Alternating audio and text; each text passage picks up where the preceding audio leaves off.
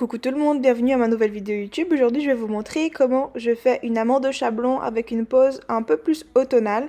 Donc voilà, j'espère que ça va vous plaire. Là j'ai commencé par matifier. J'ai pas fait les cuticules sur cette vidéo parce que je l'avais déjà faite avec une vidéo d'avant. Donc cette vidéo je l'ai tournée il y a un an, donc peut-être qu'il y a de nouvelles techniques qui ont changé. Donc là je vous montre comment c'était matifié. Et j'ai mis du coup un naturel basique et maintenant je vais venir appliquer ma base repair. Donc j'ai mis la clear parce que je vais faire une construction totalement clear. Donc je frotte, comme ça va bien adhérer à ma plaque. Et je vais venir faire mes petits contours après avec mon petit pinceau Nail Art 3.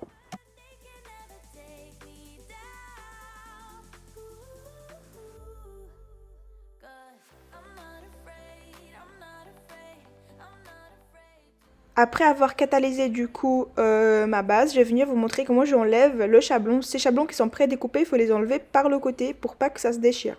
Donc je viens avec un ciseau enlever donc la petite ailette derrière et je vais venir commencer à le placer sur mon doigt pour prendre mes repères et voir du coup quelle découpe il faudra que je fasse.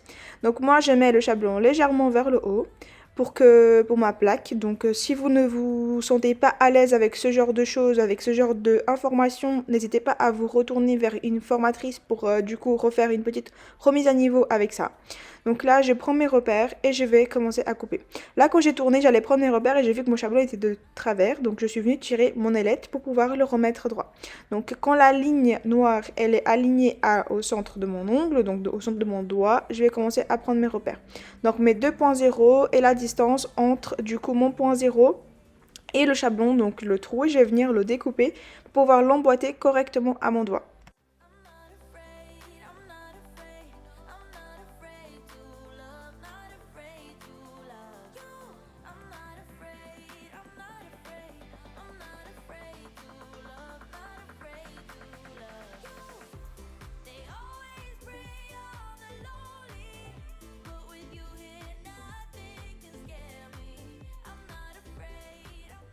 Du coup, quand j'ai réussi à le mettre correctement droit et que j'ai collé mes ailettes du dessous à la perfection, je vais venir sur mes points zéro dégager mes petits bourrelets de peau pour réussir à faire un angle fin, donc à la finesse de mon ongle et pas à la finesse de mon doigt.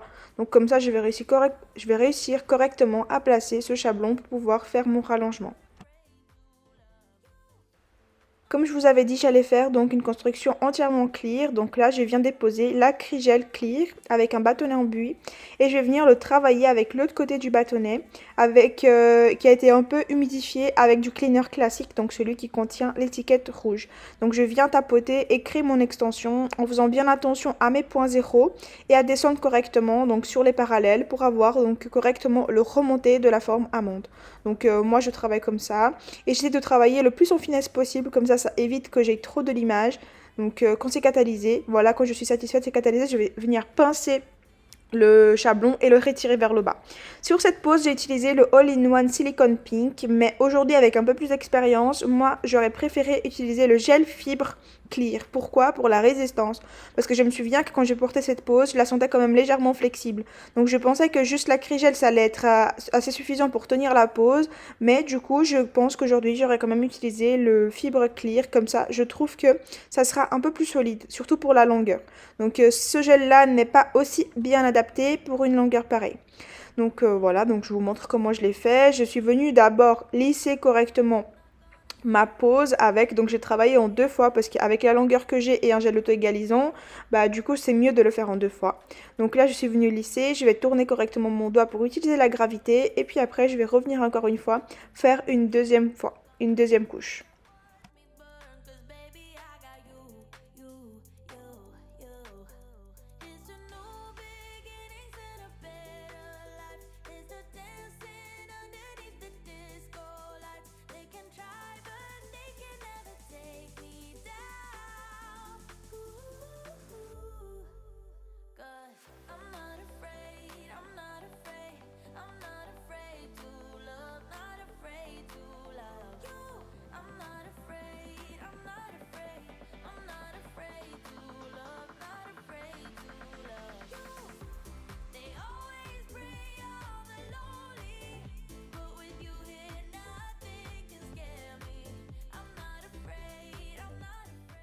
Quand je suis satisfaite du coup et que ceci a été catalysé, je viens dégraisser avec le cleaner et je vais commencer à limer. Donc je vais d'abord faire ma parallèle gauche et puis après je vais faire ma parallèle droite. Donc ce limage, je vais le faire entièrement à la lime parce que comme vous pouvez voir, il n'y a pas énormément de produit. Donc je viens bien serrer mon amande parce que du coup c'est ce que je voulais une amande bien effilée. Et du coup, j'esserre bien d'un côté et bien de l'autre. Puis, je vais venir normalement faire mon mur et arrondir ma pointe pour pouvoir du coup avoir mes parallèles correctement tracés. J'hésite pas à retourner mon doigt pour corriger si mon amande part de travers. C'est sûrement comme ça qu'on arrive à voir si elle est droite ou pas. Puis, je vais commencer à remonter du coup mes petits côtés pour que ça soit aligné à mon point 0. Et puis, je vais pas encore toucher la pointe. Ça, je ferai directement après. Donc là, je vais venir limer mes cuticules, donc le contour entier de mes cuticules. Et puis après, je vais venir limer le centre.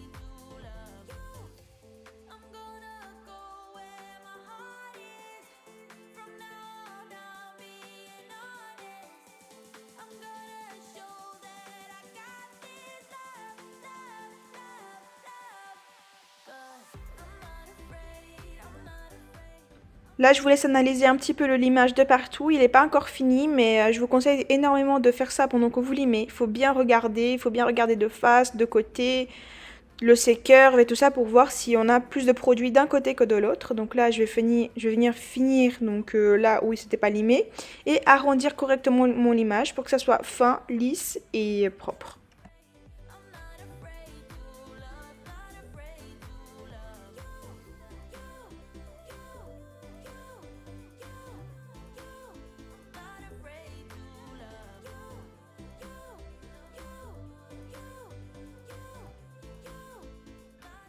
Ici, je vous montre donc comment le séqueur il est aligné donc correctement et c'est assez fin. Donc là, je vais donner un coup de buffer pour tout peaufiner, pour tout lisser au cas où il reste des petites bosses que je n'ai pas vues.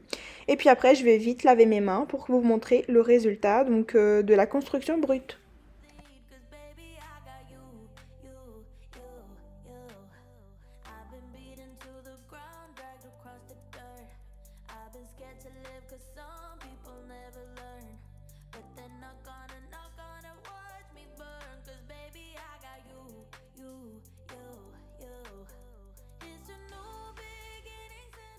Là, je vais appliquer du coup la couleur chocolatine.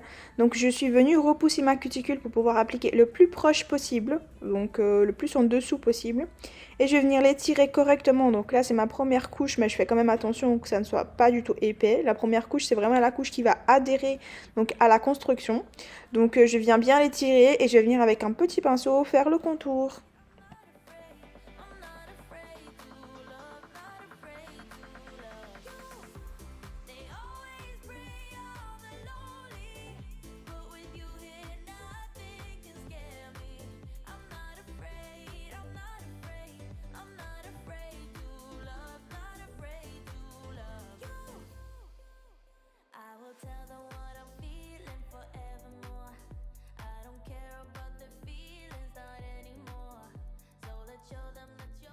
Pour la deuxième couche, je vais effectuer la même chose que j'ai fait pour la première. Donc je repousse à nouveau au cas où les cuticules sont tombées.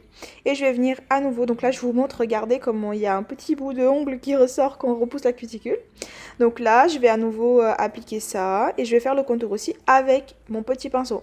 Il y en a des gens qui préfèrent faire que une couche. Donc moi, en clientèle, je fais la première couche sans faire le contour. Et à la deuxième, je fais le contour. Il y en a qui font le contraire. Donc voilà, pour gagner un petit peu de temps, ça reste quand même très propre. Mais là, quand je fais des photos que je vais montrer vraiment le dessous de la cuticule, je fais sur les deux couches. Comme ça, je suis sûre que c'est parfait et super bien appliqué.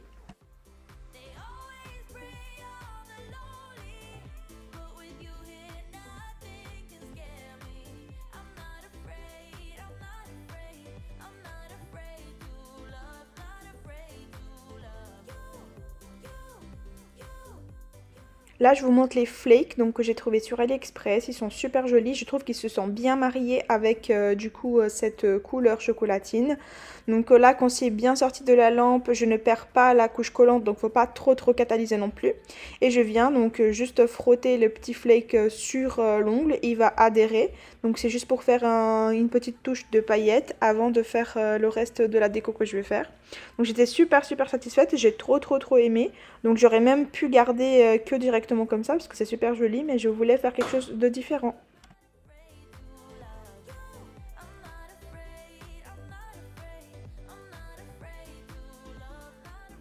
Donc les paillettes, elles n'ont pas eu besoin d'être catalysées vu qu'elles ont été collées sur la couche collante. Donc juste bien frotter pour pas que du coup maintenant les paillettes elles partent avec le top coat. Donc ici je vais venir appliquer le top coat Flash Shine. Donc je vais venir bien protéger correctement cette pose avec les paillettes etc. Et faire les contours avec donc mon petit pinceau comme d'habitude. Et n'hésitez pas à tourner pour redresser correctement votre petit reflet.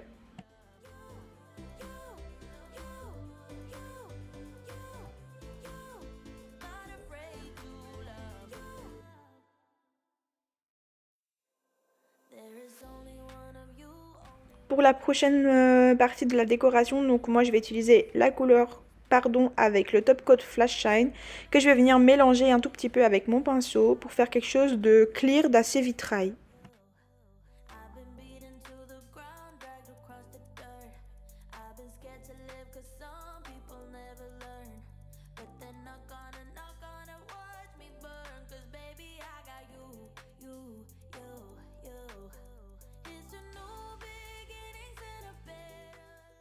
J'aurai besoin aussi du coup d'un petit gobelet avec de l'eau et du savon que je vais venir donc avec un pinceau faire tac pour pouvoir faire les petites bulles pour pouvoir appliquer du coup sur ce top coat avant catalysation.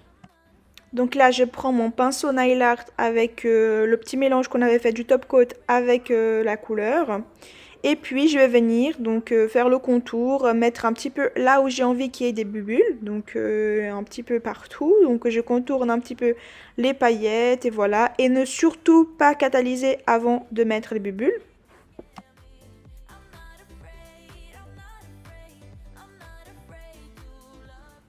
Donc là avec les petits pinceaux à maquillage, je viens récupérer les petites bulles de savon. Et je viens déposer donc sur ce top coat. Ça va rester tout seul, voilà. Et ça va aller dans la lampe. Donc directement après, je vais venir vous montrer le résultat.